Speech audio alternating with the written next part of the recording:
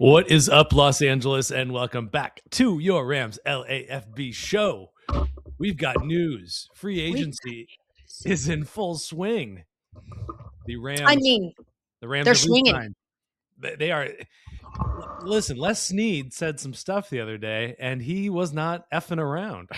Ooh, good one. I saw what you did there. Yeah. He's not effing around, guys. Yeah. I mean, listen.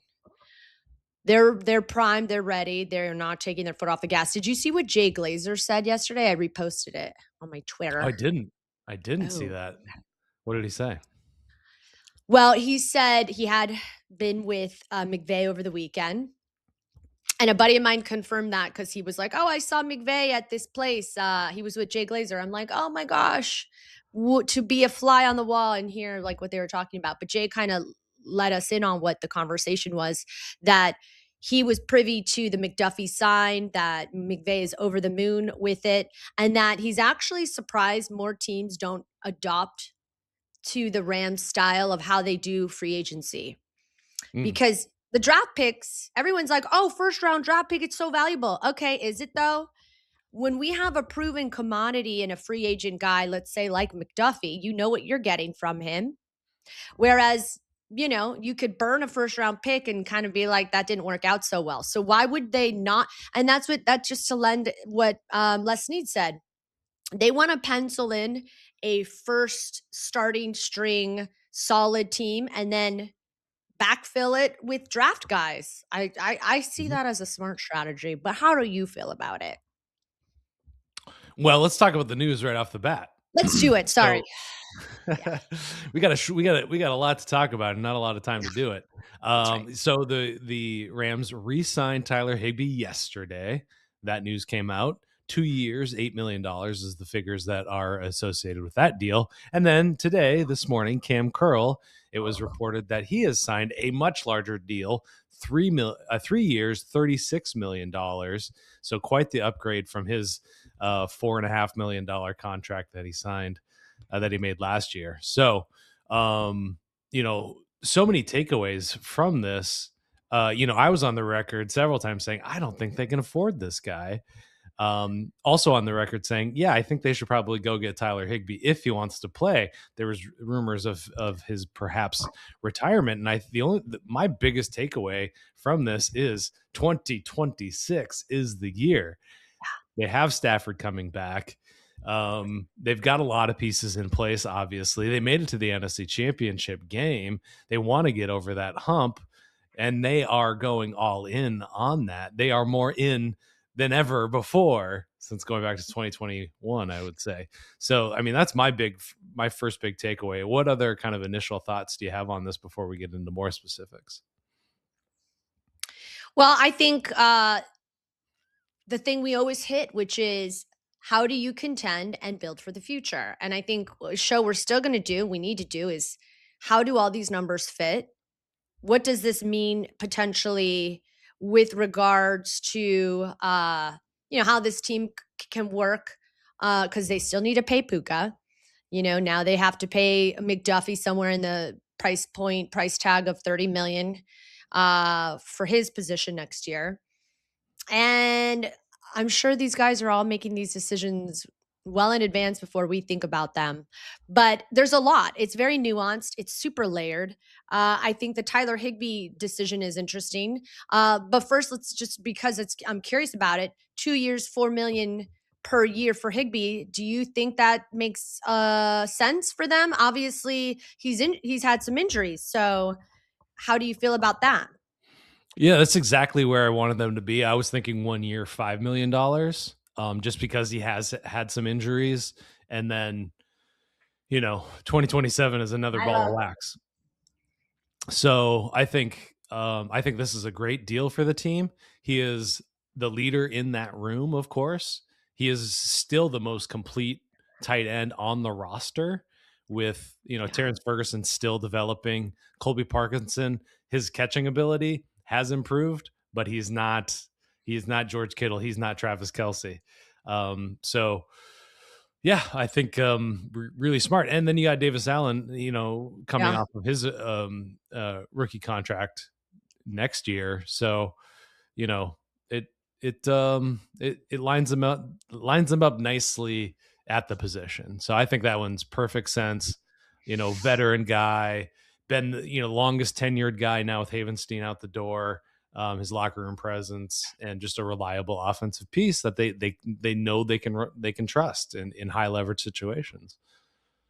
So if you want to read between the tea leaves, now they're, I'm sure, certainly not going to look for a tight end in the draft. Obviously, I kind of thought that they wouldn't anyways. What does this indicate to you on how this offense will look? Well, I think it means that 13 personnel is still on the table. Since they have a room full of guys that they like and they've invested big money in across the board. So, yeah, I think that's still going to be involved. I think That that's was probably the biggest thing. that was what I was assuming you would say. But then also, I imagine, when I had Jimmy Graham on, he was really great at sort of dissecting the complications of what it takes to be a tight end and even being a Sean McVay tight end offense. I think they are wanting to set up the run. They have these big guys up front, maybe to block or confuse the defense. How I see it is, I think there's going to be much more of an emphasis on the run game. So then we want to talk about the run game. How does that look? And then you want to go another layer deeper than that. You bring in assistant head coach and Cliff Kingsbury. And I forget if it was somebody was saying it. Maybe, it was Nate Atkins who said it.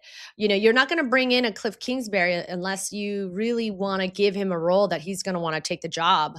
So Yeah. he's going to have his hands and identity and fingerprints all over this offense. That's what I'm always curious about is, what does this now say about the identity of the offense moving forward?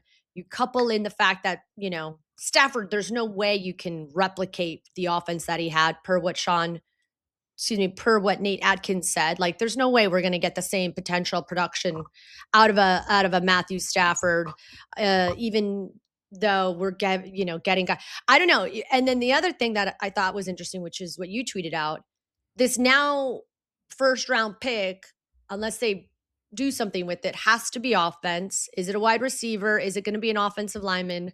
What do you think? Well, I don't think it has to be offense necessarily. They still have work to do in the cornerback room for sure. They still have to add bodies there. So I'm still of the opinion that they're setting themselves up so that 13 can be sort of, I don't want to call it a luxury pick, but an highly impactful pick. After the big trade for Trent McDuffie, that significantly pulled away resources from the draft. So now, but they still have 13 picks or 3 picks in the top 100. First pick being 13.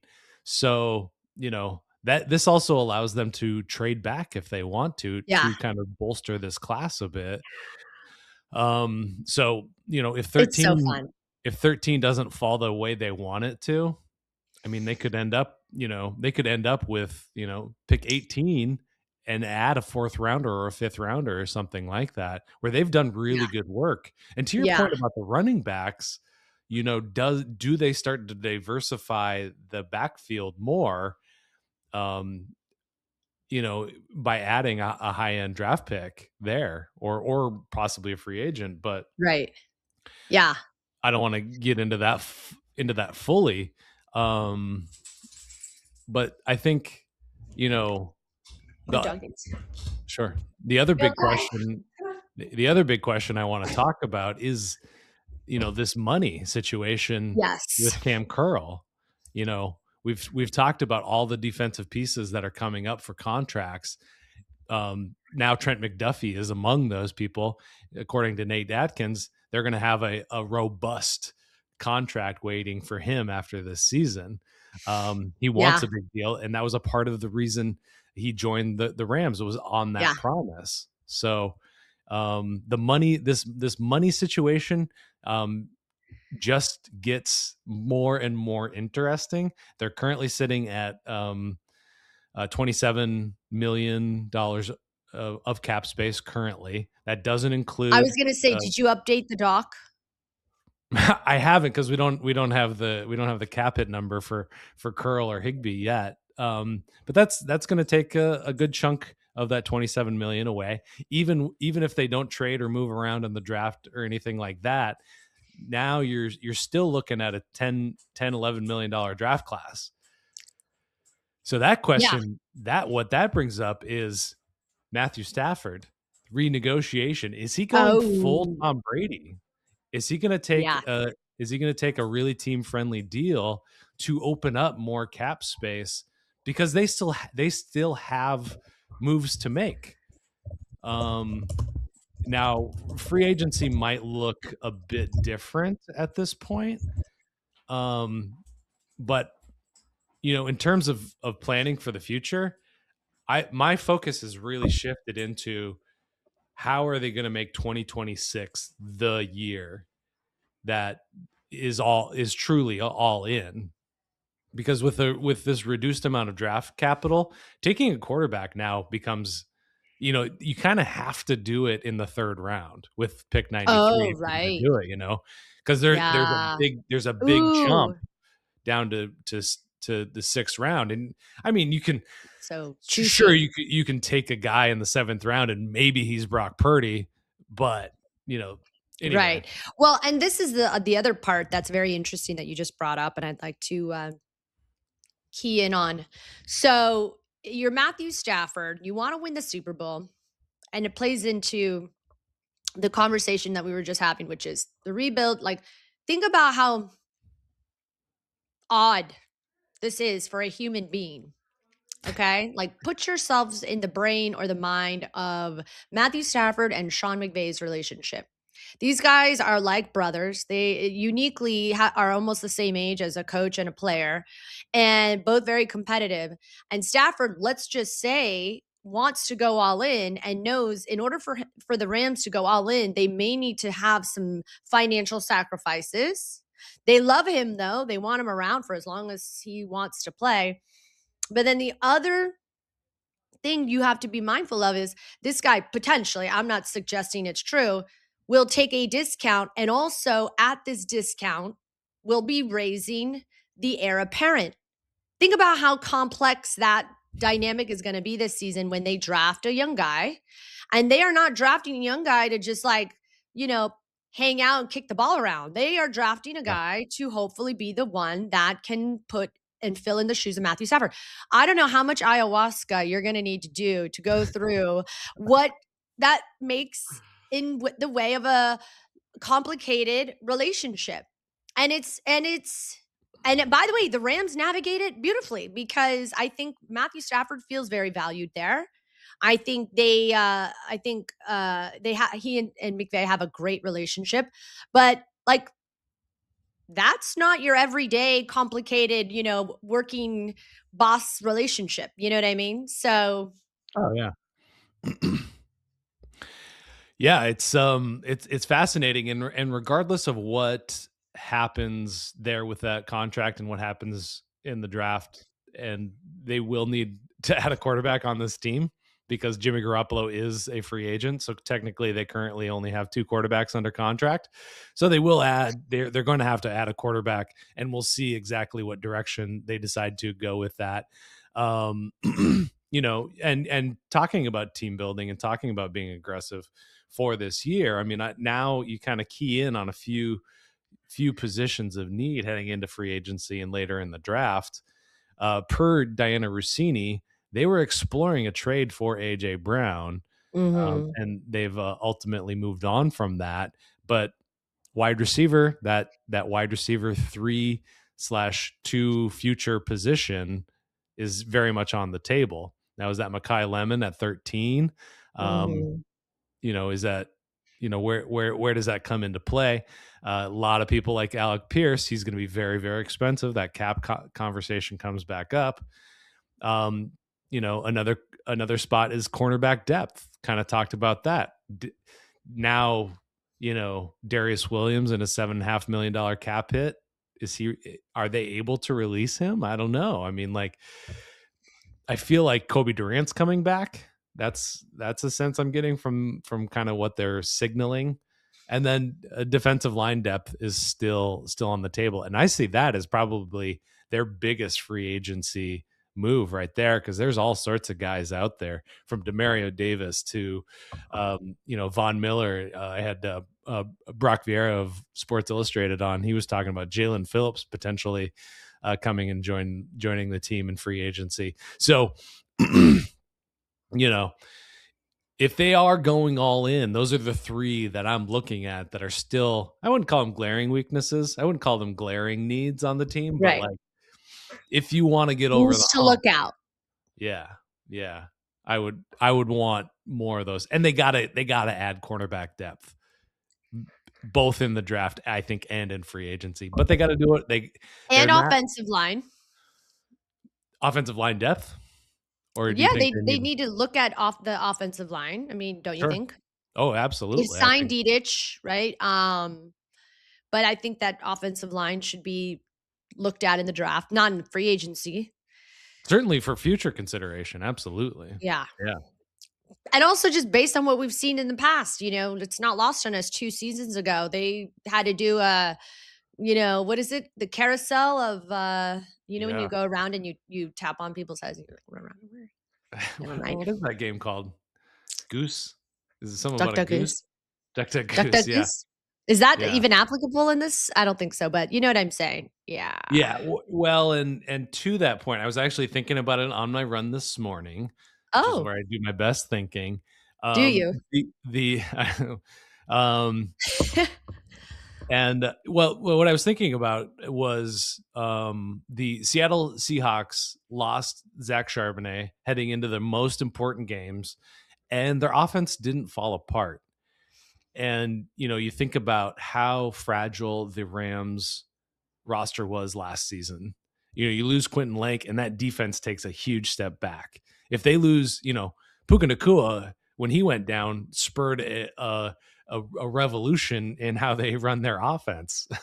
They had to make a huge change, and it worked out great. But point being is, what happens if you lose Steve Avila or Kevin Dotson for a long time? Do can they build in some contingencies in the roster to ensure, because they were remarkably healthy last season despite all the injuries they did have, one of the least injured teams in the league still, and it was very, and Yeah. so you kind of have to bolster that. So that's another consideration. Not and that's the bridging the gap between going in all in for this year and bridging the gap to the future, is you got to have that. You got to have both, so definitely Yeah. threading a needle there. So great point on offensive line. Certainly something you got to keep an eye on. But I think their focus, I think this says that their focus is 2026, and we'll see what happens after that. You know what I mean? Yeah.